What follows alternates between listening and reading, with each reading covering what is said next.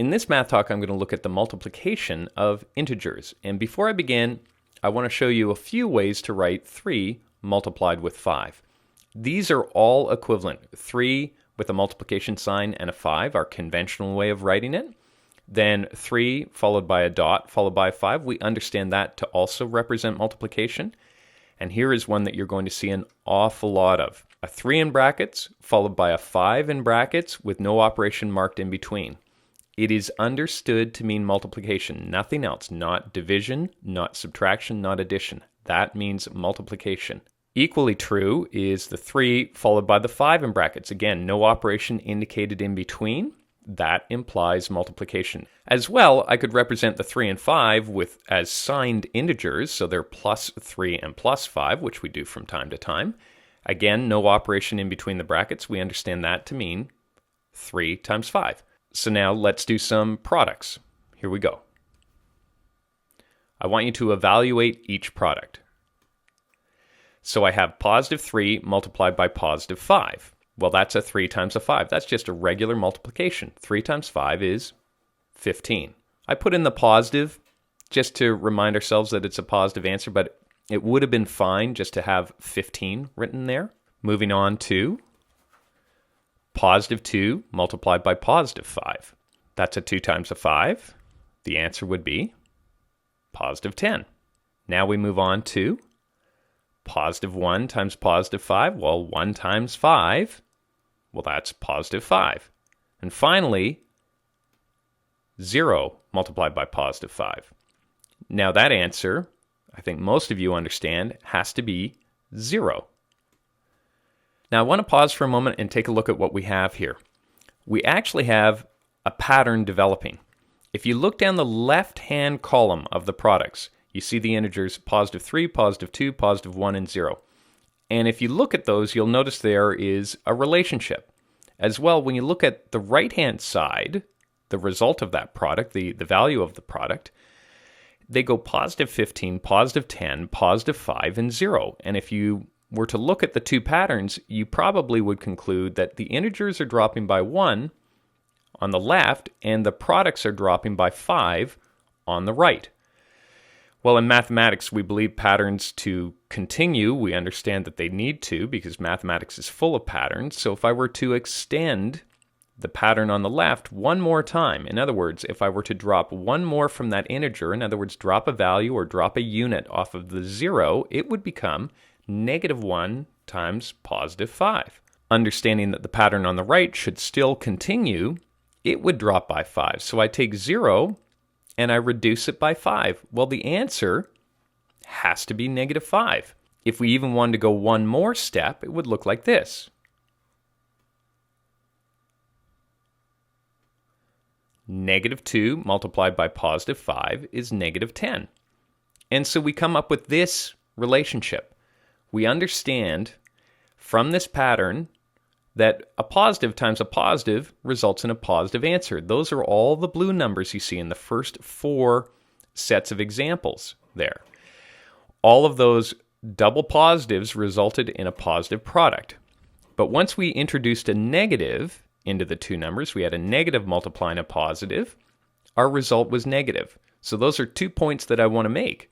And now I want to build on that second point, the negative times a positive being a negative, to try and extend even further. So consider these products. We have negative 3 multiplied by positive 3. Now we understand that a negative multiplied by a positive has to be negative. So we know this answer is going to be negative. We just have to figure out what 3 times 3 is. Well, that's 9. So the answer needs to be negative 9. Continuing with that, negative 3 multiplied by positive 2.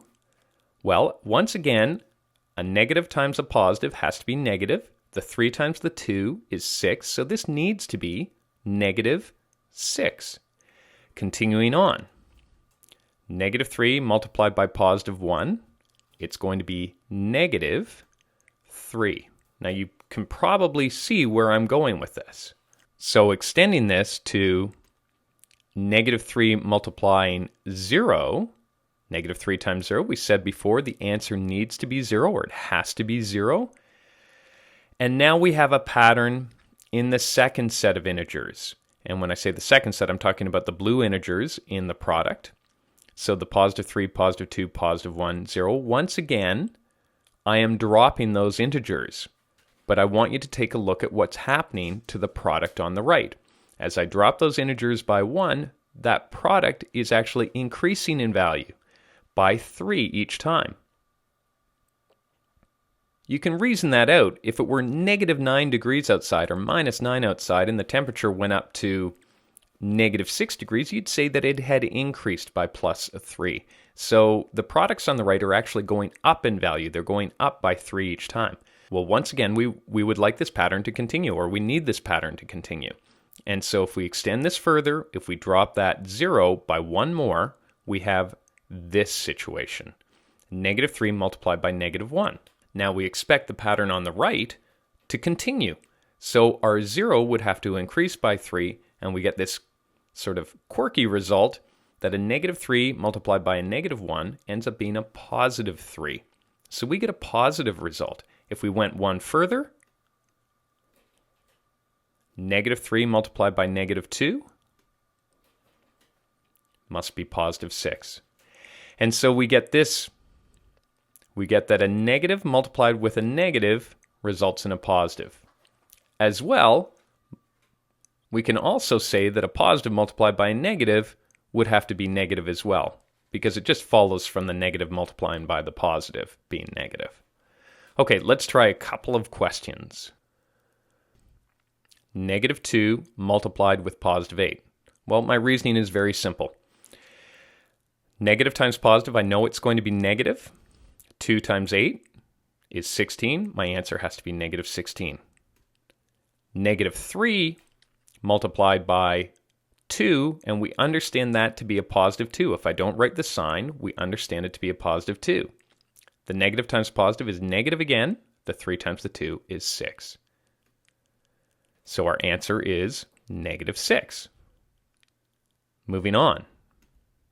7 times negative 5. We understand that is positive 7 times negative 5. Positive times negative is going to be negative. 7 times 5 will be 35. We get negative 35. Negative 3 multiplied with a negative 11. A negative times a negative has to be positive.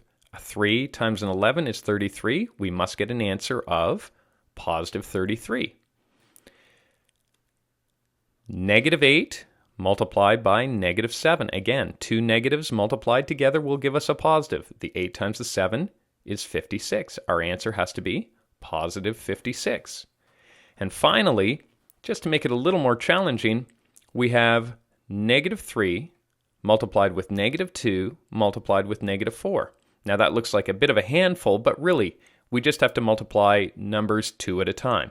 So I will begin by multiplying the negative 3 with the negative 2. We know the two negatives will create a positive. The 3 times the 2 will make 6. So we have positive 6. Positive 6 multiplying the negative 4, positive times the negative will be negative. The 6 times the 4 will be 24. Our answer has to be negative 24. So we'll evaluate this expression. Negative 5m plus 7n. Well, the first thing that I want to do is replace the m with negative 3 and the n with negative 4. When I do that replacement, or that substitution as we call it in mathematics, I will do so with a set of brackets around each number. And I can see that I have two multiplications to perform here. The negative 5 times the negative 3 and the positive 7 times the negative 4. Well, the first product, negative 5 times negative 3, should give me a positive, and it should be 15. And the positive 7 times the negative 4, that needs to be negative, and it should be negative 28. So my result is positive 15 minus 28. Well, positive 15 minus 28, that goes back to our adding and subtracting of integers. And we regard that as a gain of 15 and a loss of 28. We would end up with an overall loss of 13, or an answer of negative 13. Let's try just one more. 2m squared minus n squared. Once again, I'll replace m and n with negative 3 and negative 4, and I'll make sure that I put brackets on each of those substitutions. So it will look like this. Now, I understand that negative 3 squared is really negative 3 times a negative 3, and negative 4 squared is negative 4 times negative 4.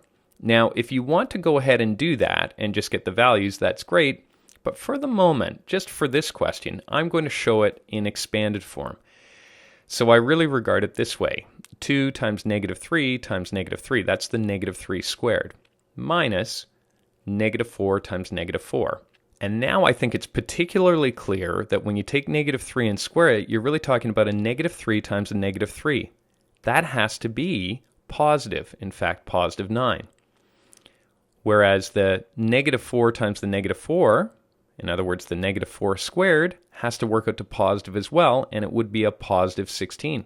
So this is what I would get. I would get 2, and I would get positive 9 minus positive 16.